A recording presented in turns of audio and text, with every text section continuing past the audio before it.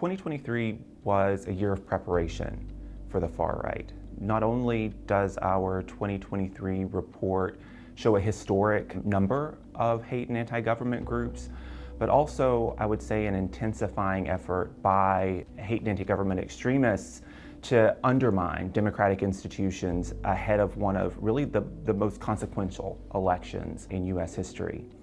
So in 2023, we documented the highest number of white nationalist groups and the highest number of anti-LGBTQ plus groups that we've ever recorded. Such groups never miss an opportunity, and 2023 was definitely an opportunity. What we used to call extremist ideology and kind of fringe ideologies and conspiracy theories have moved to the center of our cultural and political life.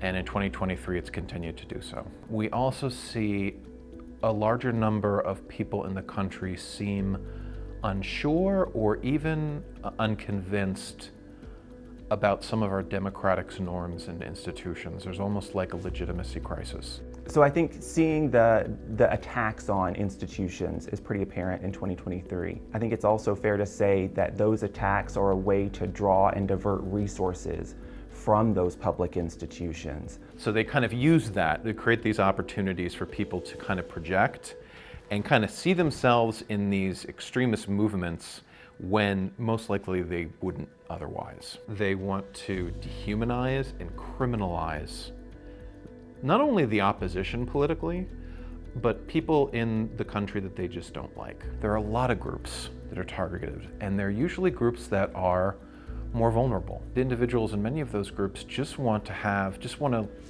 try to thrive at life. The communities most targeted by hate and anti-government groups, I would say communities of color, immigrant communities, minority faith communities, and LGBTQ plus communities are all targeted.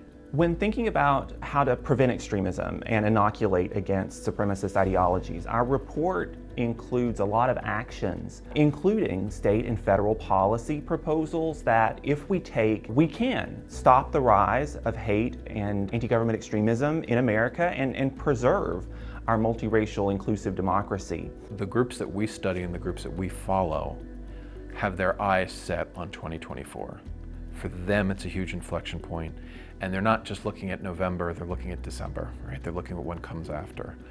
And so, this is a really important year for US democracy.